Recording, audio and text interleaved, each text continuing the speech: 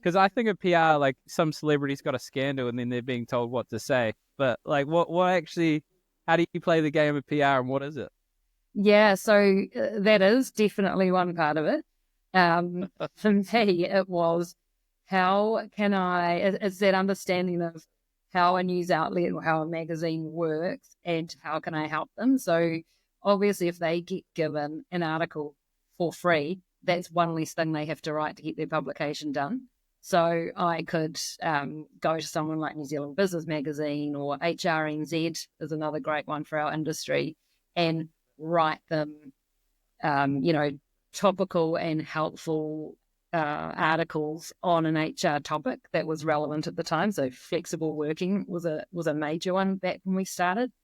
It was pre-COVID, so it was quite a forward-thinking way of working at the time for business owners. So writing articles on that subject matter that then you can just serve up to a journalist on an email on a plate and they can just print it straight away.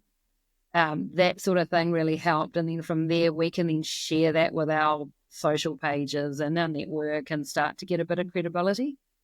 And then equally going to companies who were in the same sort of space in the flexible working or modern workplaces, such as Xero. I'm trying to think of who else. There are a few others that we partnered with and just going, PR's about like, what can we do for free? So we asked the Generator, where we were doing, I had a co-working space there for a while.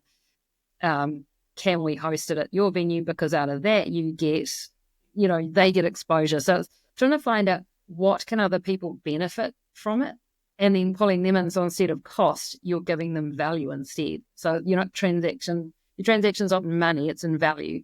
And if you can get enough people getting the value out of it, you can actually pull off some things for free to get you started. It's just your time and your effort. But from an investment point of view, it's very little. It's smart. It's like, yeah, not everyone has a price. Well, everyone has a price, but it's not always money. And Exactly, yeah. with the PR thing, like, so you need to build a relationship with the journalist or the editor, and do you actually write their whole article for them and give it to them, and then you just quote yourself in the article, or like, how does that work? Yeah, you could just draft it up. Um, a lot of places will even have guidelines for if you want to do it, but usually, I mean, like even stuff. The news outlet stuff. They've got a section there where you can just submit an opinion piece, and it's got the guidelines for, I think how long they want the article. Otherwise, if you're in a particular industry like HR, there's magazines usually for that industry, and it's just a matter of contacting them and just saying, hey, are you keen for me to submit a piece on whatever the topic is at the moment, because we're doing a lot of work in this space and we're seeing a lot of trends or challenges. And sometimes you can just write it and send it in. Sometimes they'll just want to have a quick interview online and they prefer to take the notes and write it themselves. But either way, it gives you the exposure in the magazine rather than paying for an ad or an editorial. It's Sorry, smart. an editorial. Yeah. So it's just, you're essentially, yeah, solving people's problems, and as long as they trust you and they believe they'll achieve the outcome of people engaging with the content, and Yeah. that will probably determine like how well you did in the past. Like if you keep doing bangers, I imagine that reinforces them, and if you give them more credit instead of it being about you, they're more inclined, I guess. I never thought of doing like text as an outreach. Like I've heard of commenting on posts, but never like, hey, let me do all your work for you, so then you promote Yeah. me. Yeah. If you're willing to do the work for them, you usually find there's good take up.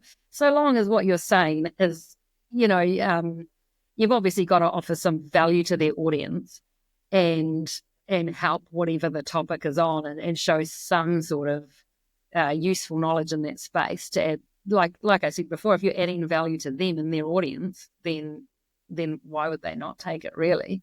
And another good way we did that was going around and talking to businesses that were doing really, cool things for their employees and had really positive workplaces and profiling them. And that was another way we could write about trends we were seeing across Auckland and new initiatives that were happening in the employee space, businesses that were succeeding through people.